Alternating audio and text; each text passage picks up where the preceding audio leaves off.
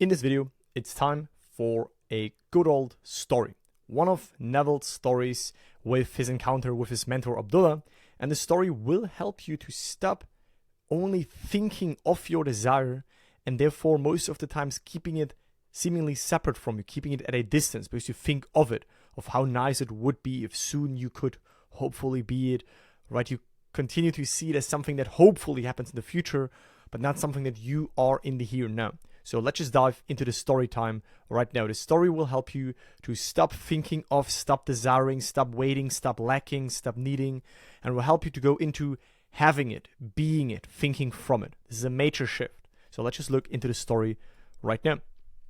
It was in fall of 1933 in New York City that I approached Abdullah, Neville Goddard's mentor, with a problem. He asked me one simple question. What do you want? Right? That is life's main question. Right? Life asks you, what do you want? It's not that you have to take your cue from how your life is right now. No, your life is in a sense, right? There's no one, it's not that life actually sends you a letter asking you, hey, what do you want?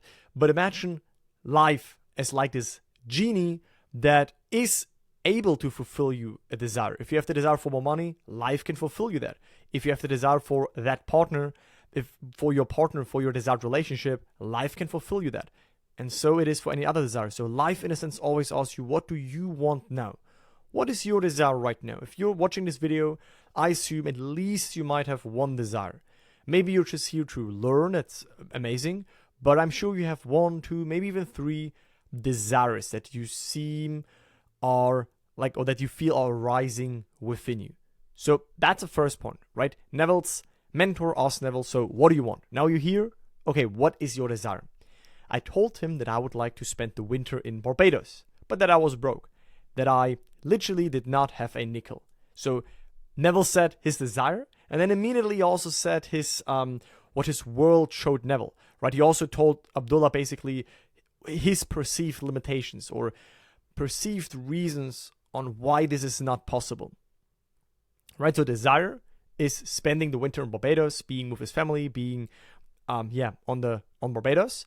But Neville saw he was broke, he had no money, so of course for him it seemed to be impossible. His facts denied his wish fulfilled, right? The external circumstances, the 3D world, denied and so to speak spoke against what he desired. But he still had the desire. Now this is what Abdullah told Neville. If you will imagine yourself to be in Barbados, said he, thinking and viewing the world from that state of consciousness instead of thinking of Barbados, you will spend the winter there.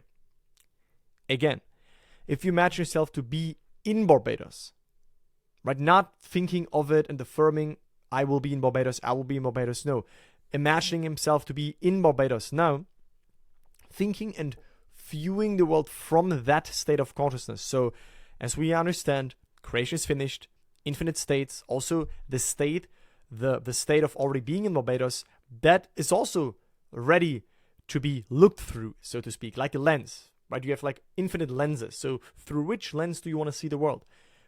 That is what you do internally, and then externally your world will also, you will see that result, right? So again, we have to view the world from the desired state of consciousness instead of thinking of it and therefore wait more. So you must not concern yourself with the ways and means of getting there, for the state of consciousness of already being in Barbados, if occupied by your imagination, will devise the means best suited to realize itself. Alone within that little portion here, we have much wisdom. I really want you to understand this, right? You as the external self, you as the more limited self, right? You have to acknowledge the rational you, the 3D you, so to speak, is limited in comparison to what your imaginative self can do. Your imaginative self can right now be in Barbados. Your imaginative self can right now already dwell in the state of X, Y, and Z, right? So that is limitless, basically. But of course, your external you is bound to time and space, right? Here we think in time. Here we think in first this needs to happen and then this. That is the external you. Whereas in imagination, you can already be in the wish fulfilled, right? In that state of consciousness, of already being in Barbados, right? If we occupy that state, if you occupy your desired state, by your imagination, right? Within yourself, in your inner reality, that state of consciousness will devise the means best suited to realize itself. That is also why it is so fruitless, so useless to copy other people's bridges. To say, oh, this person woke up at this time and they did this, and then they went there and they did this and they spoke to this person, so I just do exactly what they did, and then I will also get my result. That's so useless if you understand manifesting, if you understand consciousness, if you understand that imagining creates reality. So we let the state lead. The state devises the means. The state carries us. We give the state to ourselves within, and then that state will express through us and will make the outer you, so to speak, do the right actions to get you there. You must imagine yourself right into the state of the fulfilled desire, Abdullah told me, and fall asleep viewing the world from Barbados. Right? If you would have your goal achieved, your biggest desire right now, how would you drop off to sleep today? What would it be like? In which mood would you drop off to sleep today if you would already be who you want to be? It's a different mood, right? How would you view the world if you would already, be your desired self, right? Have your goals realized. That's a lens that you can look through. That is a lens that is available. Our imagination connects us with the desired state, right? Physically, in a sense, there is no reason to believe in that state, right? Physically, in his circumstances, Neville had no reason to believe that he can, be in Barbados, because in his sense world, he was in New York and he had no money. So no reason to believe possible. He didn't believe it. Like I said in many videos, you don't need to believe it. Neville didn't believe it. But through his imagination, he connected himself to the reality, to the state, to the version of himself that already is in Barbados, in the here and now. Right? We must use imagination masterfully, not as an onlooker, right? Not as an onlooker thinking of the end, but as a partaker thinking from the end, right? So not imagine to get it in the future, like imagine a little bit, oh yeah, that would be cool, that would be nice, but actually still be in the state of lack, still be in the state of not being it, not having it, still be in that old identity. No, we have to actually think from the end. We have to view through our imagination. We have to view the world through the lens of the wish fulfilled. His appeal to enter into the wish fulfilled was the secret of thinking from the end. Every state is already there as a mere possibility, as long as you think of it. Right? If all these states are there, and what we usually do is we flirt with them. Right? We enter them a little bit, but then we go back to old habits, old circumstances, old states. But all of these potential states, all of your desired states, they are there.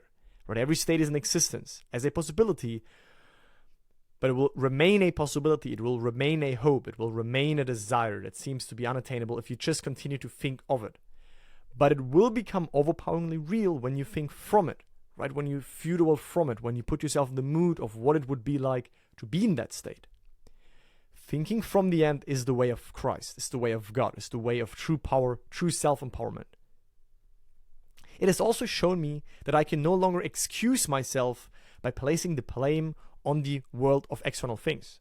So through that principle, which of course eventually led Neville to go to Barbados, so he did, for those of you who don't know the story, at the end he went there, so the bridge unfolded perfectly for him to get there. Although he had no money, he got money sent from his brother so that he can buy tickets, so it all worked out smoothly at the end. But also this had shown Neville that although he had no money, although he couldn't believe, it's fruitless to blame the circumstances and to blame things as they are right now. Meaning, okay, because things are as they are right now, I can't manifest. Right? So stop blaming the world of external things. Right? That my good and my evil have no dependency aspect from myself. That it depends on the state from which I view the world, how things present themselves. The state from which you view the world will determine how things in your life present themselves to you, how people present themselves, how circumstances present themselves, what is happening, right? So it is inevitable that if you are right now having a desire, or there's right now a certain dissatisfaction that you have with your life, and you say you want to change something, you want to outgrow your current circumstances, it can't happen in your current state, because your current state it will only show you what is there right now. In your current state, you won't find new answers. In your current state, through your current state, you won't find new circumstances. But by you within, right? Imagine it like your desired state is here. You're currently in that state. You internally align yourself to that state. You view the world from what it would be like to see the world through that state. right? What you would experience. Would you already be in that state? Which imaginal scene would imply that you are already here? By doing that, right, you place your inner self into that wish fulfilled. Neville placed his inner self, his inner man, in being in Barbados. His outer man, so to speak, was still in New York, right? So the outer self was still faced with the old circumstances. Within, he placed himself again and again and again in the wish fulfilled, and eventually the outer circumstances no longer mattered to him, because within he knew that he was already in Barbados, right? He knew that it is done. And then that inner you, the inner man, carried Neville across this invisible bridge of incidents into that external manifestation. And the same will happen to you. So you need to shift your inner state. And if you need help with that, right, if you have a desire and you want to shift your inner states, you want to learn more about Neville's principles, you want to learn more about the law of assumption, awareness, these principles, how to overcome valleys in your journey, what you want to be surrounded by like-minded people who have gone through all of that, who have manifested amazing things. I see every day in our community, I see people share insights, revelations, updates on their journey, big manifestations, every type of manifestation. So if you want to be part of that, want to get my coaching, want to be in my community, want to get my proven Upgrade Life program, I invite you to join us today. We're an amazing family in there, so to speak, and it's a lot of fun. It's a very amazing place. I'm very proud that over the years it has become this amazing space where we all feel like this is a home to us. So you're invited to join it. Second link in the video description, and I speak to you in the next one. Bye, guys.